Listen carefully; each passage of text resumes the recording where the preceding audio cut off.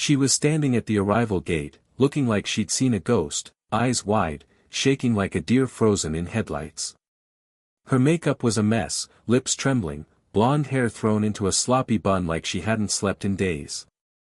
Her voice cracked as she shouted through the airport crowd, "Thomas, what's going on? Why haven't you answered my calls? Where's your luggage?" I tugged at the cuffs of my blazer, slid my phone back into my coat pocket, and looked her straight in the eye. "Everything went exactly how I wanted," I said. And that's when her legs gave out. She grabbed the railing to stop herself from collapsing. This was the same woman who, just 2 weeks earlier, had called me from our house and told me, "I'm leaving you for my lover. And our unborn child." Now, she looked like her whole world just fell apart. And maybe it had. Maybe she'd finally come face to face with the ghost of all the shady crap she pulled. Let me take you back. It was 2 weeks ago. I was on a business trip in Seoul. It was late. I just wrapped up dinner with our South Korean partners and was sitting on the hotel bed, sipping a glass of whiskey. That's when my phone lit up, Samantha. My wife. The woman I'd spent 8 years building a life with.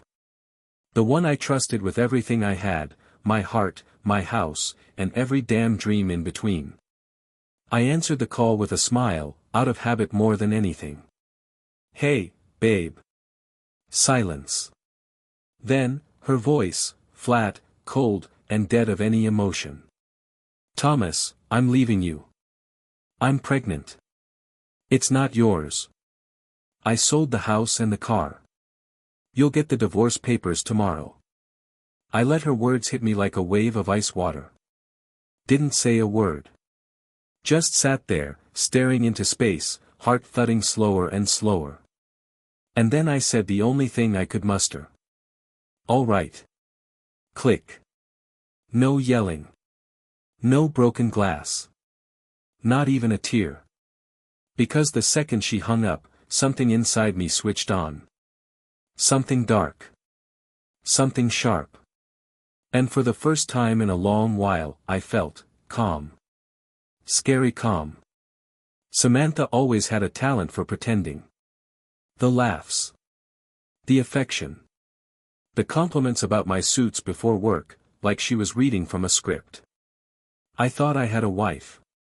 Turned out I was living with a damn scam artist. And it took me way too long to see it. But once I did, I couldn't unsee it. Late night, work, calls. Lingerie in the laundry I'd never seen before.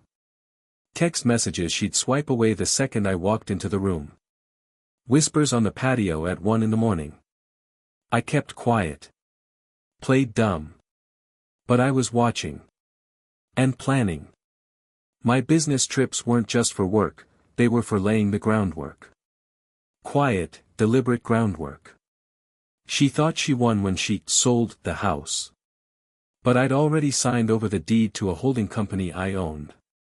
Legally. She hadn't sold a damn thing. Same with the car. Transferred to my business partner weeks before she even listed it. Most of our savings. Already moved. The rest? Locked in a legal trust. She never noticed. Too busy chasing her fantasy life. Her lover. Some washed-up MMA wannabe turned personal trainer named Travis. Real Einstein. Had a mugshot from 2021, battery charge. She met him at the gym, naturally. He whispered sweet garbage in her ear while she spotted his bench reps, and she ate it up. Probably told her they'd start a fitness brand or some supplement scam together. She really thought she was in control. Until I landed back at LAX. Until she saw the look in my eyes. Until she realized something was seriously off. Because when I walked past her, right past the crocodile tears and the crowd of confused strangers, I didn't stop. I kept walking. And she came running. "Thomas, wait. What do you mean, as planned? What's going on?" I turned around slowly. Met her eyes. "I've known for months," I said. "You're not exactly subtle, Samantha." I let you run wild. I let you hang yourself. You're not leaving me, I let you go. That was the moment the mask cracked. Her eyes darted. Lips started to quiver. What do you mean you knew? Knew what? I smirked. Everything. Travis. The baby. That fake real estate hustle. And the offshore transfer to that joke of a brokerage account. Her breath caught in her throat. Her whole face caved in. How did you? I stepped in close. Because I'm not the idiot you thought you married. I just played that part. She didn't say a word after that. Just stood there frozen as I walked off again. My phone was already ringing. Jake. Yo, Tommy. We good? I smiled. Yeah. We're good. Phase 2 starts now. I climbed into the black SUV Jake had sent and didn't bother looking back. Through the tinted window of the SUV, I caught a last look at her. She was pacing like a lost actress after the curtain dropped, arms flailing, hair unraveling, mouth moving, but none of the words making it through the glass. All the spotlight was gone, and there she was, stranded center stage in an empty theater. Where to, boss? The driver asked. Downtown, I said. Straight to the firm. As the city blurred past us, I finally let a feeling sink in. Not sadness. Not anger. Something colder. Satisfaction. The kind that hits when you realize you're not the idiot in the story. You're the one holding the pen.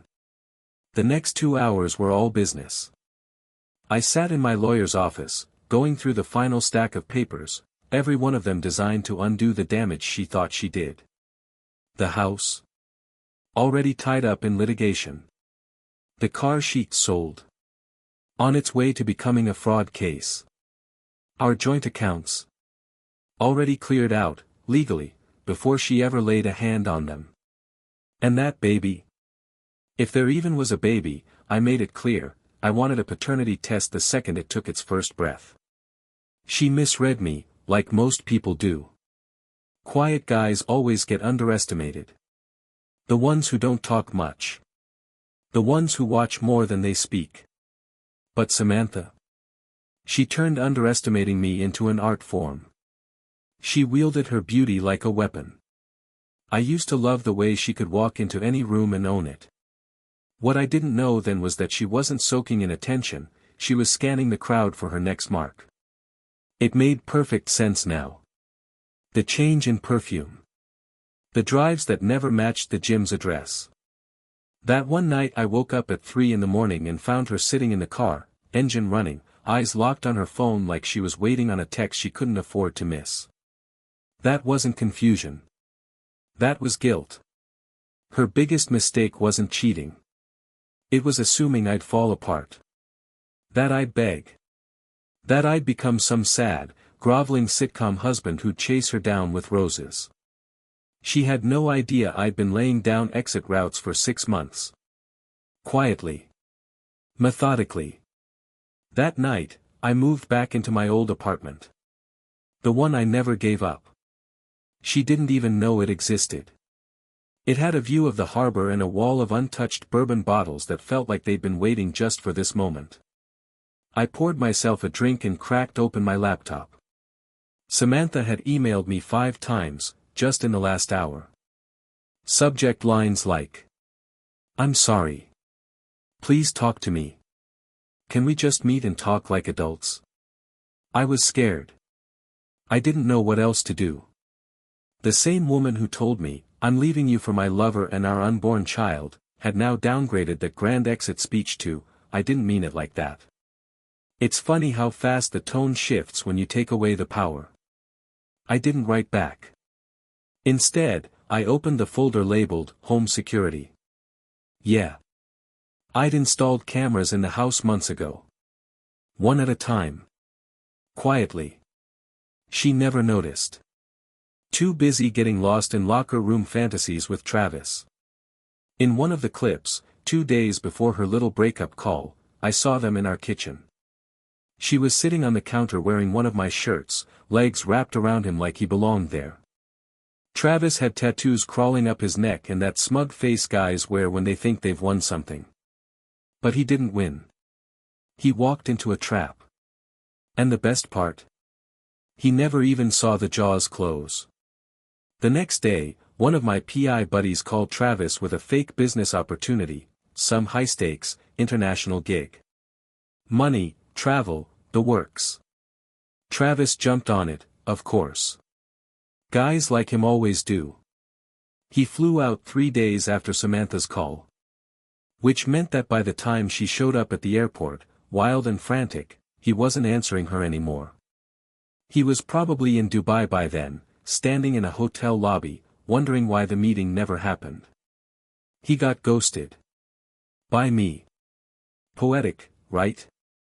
Later that night, closer to midnight, I heard the intercom buzz. I checked the camera. It was her. Soaked from the rain. Clutching her purse. Eyes red and swollen. Voice cracking through the speaker. Thomas, please. Just 5 minutes. Please. I didn't answer. She stayed there, crying, for 20 minutes. Eventually, she slid down the wall and sat on the doorstep, mumbling into her hands. I couldn't make out what she was saying. Maybe it was regret. Maybe panic. Either way, I poured myself another bourbon and turned the volume down. Here's the thing. When someone shows you who they are, don't just believe them. Record it. Build your case. Say nothing. Wait. And when the time is right, burn the whole damn stage down. And that was only the beginning. The next morning, I rolled over and saw 17 missed calls lighting up my screen. 4 voicemails. One of them was mostly her sobbing, whispering, "I'm so sorry," over and over like that was some kind of spell that could undo everything. Another one had her shouting at someone in the background. Sounded like maybe her sister, or Travis, if he finally decided to stop hiding. Her voice cracked when she yelled, "I don't know what he did. He's not answering me. He's gone." Good. Let her sit in that silence. The same silence I'd been living with for months, while she smiled to my face and lied through those perfect, painted lips. I played her voicemails on a loop while I buttoned up my shirt and got ready to head out. Had a meeting with the legal team handling the fraud side of things. And I'll be honest, the sound of her falling apart was damn near therapeutic. Right as I was fixing my collar, another call buzzed in. Blocked number. I let it go to voicemail. 10 seconds later, another message popped up. Curiosity got the better of me. I hit play. "Thomas, it's me. Please.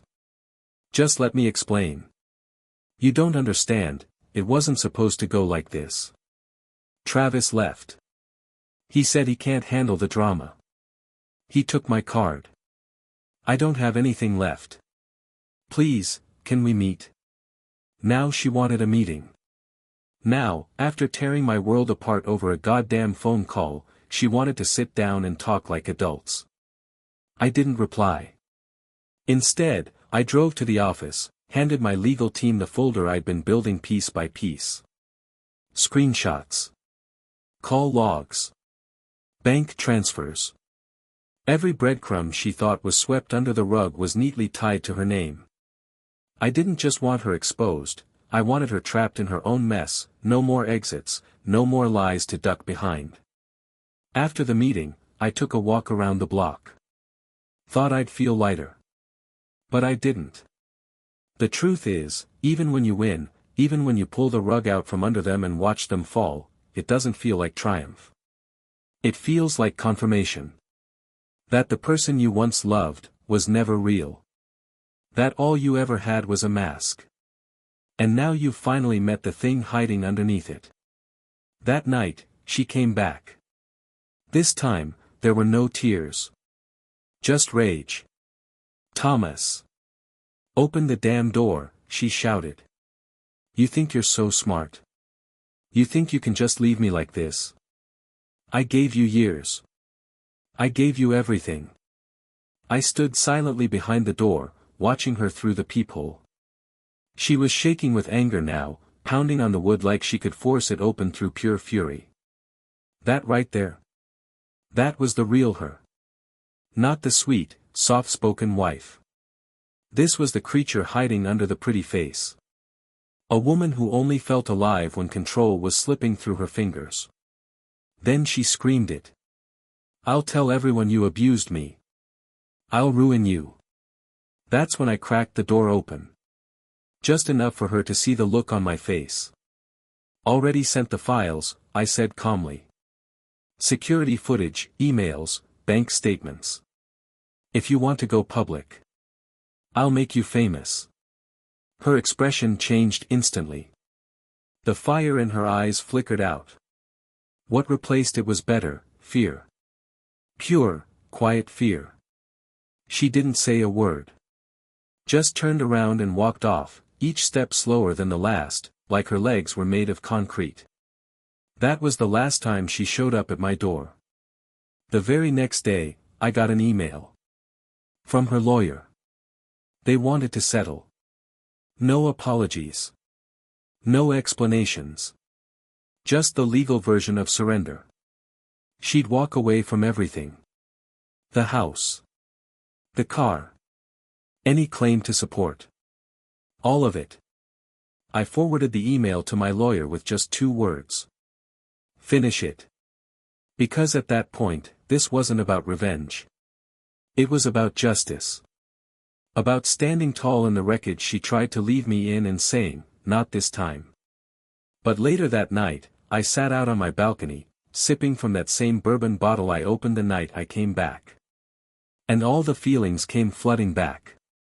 The love I used to feel. The lazy weekends curled up with movies. The breakfasts with her family. The Christmas mornings. The little routines. All of it, gone. Fake. How do you mourn someone who's still walking around? How do you bury a love that died, while the body's still out there smiling like nothing happened? I didn't have the answer. Still don't. But I did know one thing. I'd never love like that again. A week passed. She stopped calling. But she didn't disappear. She started posting Instagram stories full of fake sunshine. Beach selfies. Captions like new beginnings and some people aren't meant to stay in your life forever. I didn't even follow her anymore. My assistant sent me screenshots.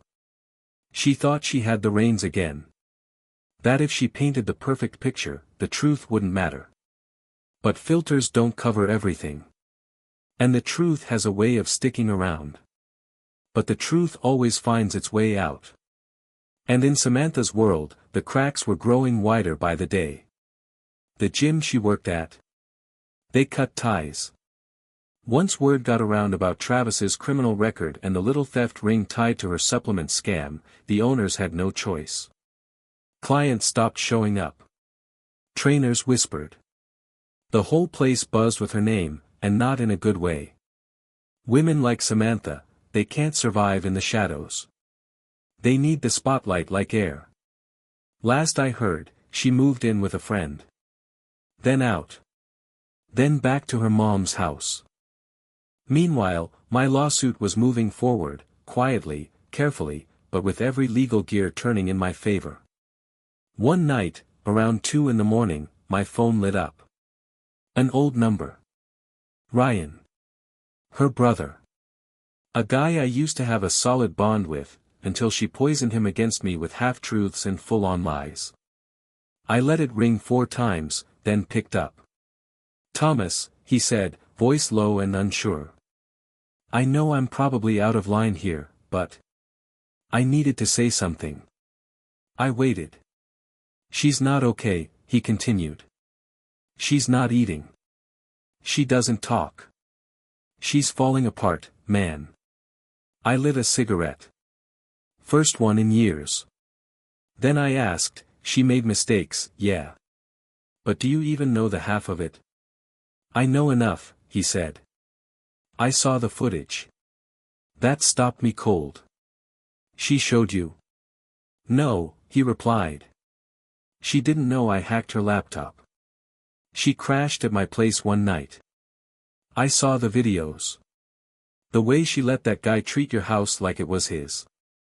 And the crap she said about you when she thought no one was listening. He paused. I just wanted to say I'm sorry. For believing her. For turning on you. There was a long stretch of silence. Then I said, thanks. That actually means something. He didn't ask for forgiveness. Didn't try to defend her. Just hung up. And strangely, that hit harder than watching her cry on my doorstep. Maybe because it reminded me she wasn't just this villain I'd painted in my mind. She was human. A deeply broken, selfish, manipulative human. But still a person with a family. A past. A story. Just like me. The difference? I never set fire to the people who loved me. The very next day, I got an email from her. No subject. Just one line. I found out the baby wasn't his. No greeting. No apology. Just that. I didn't reply. Not because I didn't care. But because I'd finally reached that rare, hollow place where your feelings stop echoing. Not anger. Not sadness. Just, nothing. Her message felt like spam from a stranger. Just words on a screen. Meaningless. I closed the laptop and went out for a walk. That night, I ended up outside that old bookstore she used to love, the one with creaky floors and jazz playing low in the background. I don't even know why I went in. Habit, maybe. Curiosity. Or maybe I just needed to prove to myself that her ghost didn't haunt me anymore. Inside, everything was the same. Same old man behind the register. Same aisles. Same dusty piece. I picked up a copy of a romance novel she once made me read. She cried over that one. I remember pretending to hate it just to make her laugh. I remember her head resting on my chest as we read together on lazy Sundays. I remember things I wish I could forget. Then I put the book back on the shelf and walked out. Didn't buy anything. Because the past? It's just a story. And I'm not in that chapter anymore. But she is. And that's her punishment. 2 months went by. Then I saw her again. Not in person. Not on the phone. On the news. It wasn't front page stuff. Just a 2-minute clip buried in the late-night local segment. A fitness influencer under fire for scamming clients with fake wellness products. Lawsuits pending. And one name in bold. Samantha Rhodes. She looked thinner. Worn down. Dark circles under her eyes, and that glow she used to weaponize. Gone. Even the makeup couldn't hide the burnout. Her smile looked stapled on, like someone told her to act confident but forgot to give her a script. She tried to spin the story, of course. Called it a misunderstanding. Said she was stepping away from the industry to focus on personal growth. I turned the TV off before the segment ended. Let her spin. Let her lie. Let her bury herself so deep she forgets what the truth even feels like. I was done playing the audience. But life's got a twisted sense of humor. Because a week later, I ran into Travis. Of all places to run into him, it had to be a gas station. I was on my way to meet a client out of town, just stopped off for a coffee and a couple snacks. And there he was. Same corny tribal tattoo wrapping around his bicep. Same wannabe alpha walk. Still pretending he had swagger. He didn't see me at first, too busy flirting with the cashier, trying to sweet-talk his way into a discount on protein bars. It would have been funny if it wasn't so damn pathetic. Then he turned. We locked eyes. For a second, he froze. I didn't move. Didn't flinch. Just looked at him like he was already erased. He started walking toward me, slow, trying to act like it was no big deal. Yo. Thomas, right? I sipped my coffee. Didn't expect you back in the country. He scratched the back of his neck. Yeah. Dubai wasn't what I thought it'd be. No kidding. The silence that followed was thick. He tried to grin. I guess things with Samantha didn't go how either of us planned, huh? I stayed quiet. She told me you guys were already over before anything happened, he added quickly. I raised an eyebrow. Right. And you're the honorable type, huh? He gave this awkward little laugh, like we were two guys catching up over beers. Look, man, it was just bad timing, alright? She said a lot of things. I didn't know she was playing both of us, he said. Swear to God, I didn't. I finished my coffee, tossed the cup in the trash, and took a step closer. She played you because you were easy. Dumb. And cheap. You were just a rebound fantasy she thought she could rebuild a life with. And you fell for it, because deep down, you thought having her made you important. He tried to shake it off with another laugh. Whatever, man. It's in the past. No, I said. You're still living in it. Me? I moved on. You're still chasing protein bars and validation. Then I turned around and walked off without a second glance. And you know what? It felt good. Not in a revenge way. Not even in an angry way. Just, done. That night, I got home, poured myself a whiskey, and stood by the window in my new place. Downtown loft. Wide windows. Clean lines. No memories of her anywhere. My life didn't end when she left. It started. All those years I spent trying to be enough for someone who was never satisfied.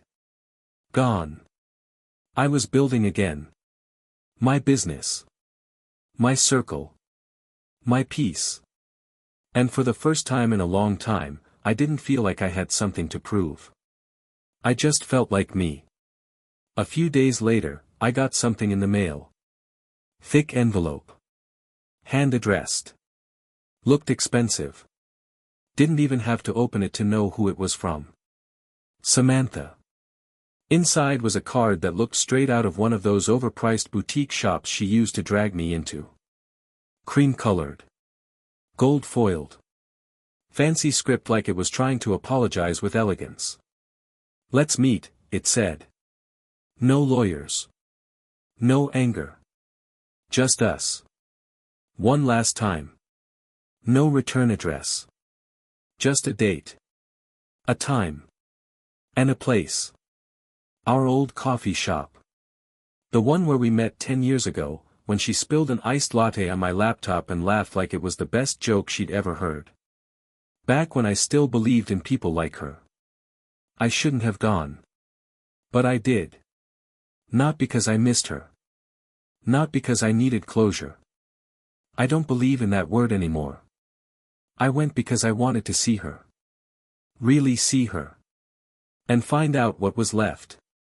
She was already there when I walked in. Hair pinned up. Wearing the expensive trench coat I bought her that last Christmas.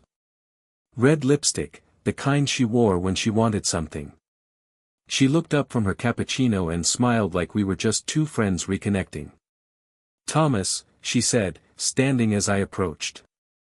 I sat down. Didn't say a word. She took a slow sip. Let out this dramatic sigh, like all of this was hard on her. I'm glad you came. Get to the point, I said. The smile faltered. You don't have to be cruel. No. I don't. But I'm also not here to play nice. She leaned in. I've made mistakes. I know that. I got caught up in things, in someone who promised me a better life. I was stupid. Selfish. I just stared. Let her speak. I thought you didn't love me anymore. You were always gone. Distant. Buried in work. I almost laughed. So you fixed that by sleeping with a gym rat on our kitchen counter?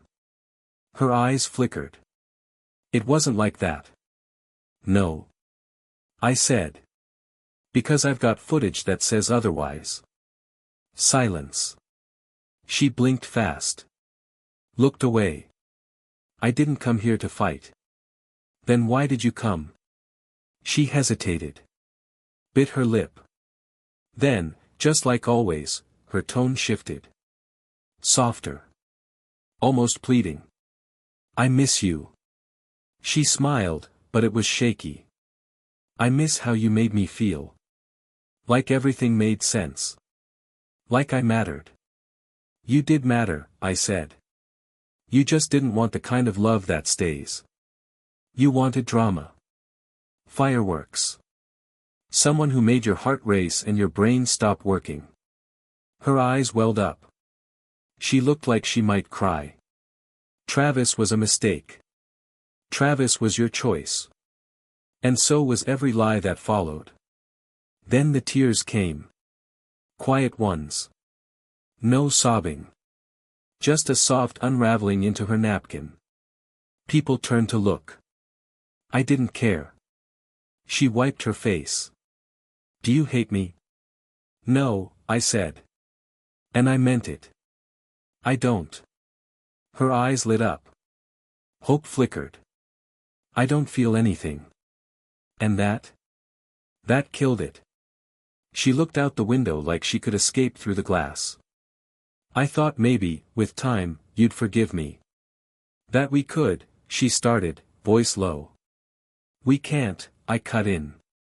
But I'm not with him anymore, she whispered. I know, I said. He's not with you either. She looked at me like she wanted to scream, but all she did was nod. I deserve that. I stood up. Dropped a 20 on the table, even though I hadn't ordered a thing. She looked up one last time, eyes searching mine. Is this really it? I leaned down, just close enough so only she could hear me. You sent me divorce papers while I was on the other side of the world. Told me you were pregnant with another man's kid. Sold my house. My car. And when I didn't beg, you panicked. What exactly did you think was going to happen? Her lip quivered. She opened her mouth, but nothing came out. I turned and walked out. The sun was setting. The air smelled like rain. And for the first time in what felt like years, I felt clean. Light. Behind me, the cafe door jingled closed. And with it, that whole chapter of my life. Weeks passed. No calls. No emails. No surprise appearances at my door. Just, quiet. I guess even she finally understood when the door really shuts. But even when someone's gone, they leave fingerprints behind. I'd be at a stoplight and catch myself glancing at the passenger seat, expecting to see her fixing her makeup. Or I'd walk into a store and hear some song she used to hum while wiping down the counters. Ghosts. Not the kind that scream and slam doors. The kind that sit in your ribs and breathe quietly when the world slows down. I didn't hate her. I didn't wish her pain. But I didn't wish her peace either. Because peace is something you earn. And she tried to steal it like it was owed. One night, Jake and I were having drinks on a rooftop downtown. City lights blinking below. The hum of traffic just soft enough to remind you life keeps rolling on, whether you're ready or not. He raised his glass to me. Honestly, man, he said, you handled all of that like a damn king. Most guys would have snapped. I smiled. Maybe I did.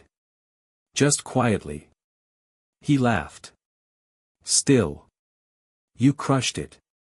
Legal game, the way you kept your cool, hell, you made that Travis guy disappear like a magician. I didn't do anything magic, I said. I just let her burn in the fire she set for me. Jake nodded, took a sip. You ever think about starting over? Like, really starting fresh? Yeah, I said. I do. Anyone new? I shook my head. Not yet. Not ready to hand that part of me over again. He studied me for a second. You ever think, maybe some part of you still wants her to say something? Like, really own it? Apologize the right way? I stared into my drink for a while before answering. I don't need her apology, I said. What I needed was never to be lied to like I didn't matter. That night, I walked home instead of calling a ride. I needed the air. The streets were quiet. Clean. Almost cinematic. Each footstep echoing off the concrete, pulling me a little farther from the man I used to be. And then, out of nowhere, I saw her again. Not in person. On a billboard. Her face, from some old ad for a wellness retreat she tried to launch before it all collapsed. The retreat never happened. Investors bailed. Lawsuits followed. But someone forgot to take the sign down. She was frozen in time, smiling, glowing, backlit by fake sunlight. Still wearing that look that once hooked me faster than I could breathe. I stood there for a long time. Then walked over, pulled a pen from my coat pocket, and scribbled across the bottom. Nothing heals if you keep lying. I stepped back, stared at it for a beat. Felt nothing. And walked away. 6 months later, life felt unfamiliar. But in the best way. Like moving into a house that finally fits your shape. Number 2 a.m. whispers behind locked doors.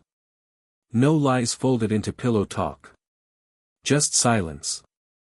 Real peace.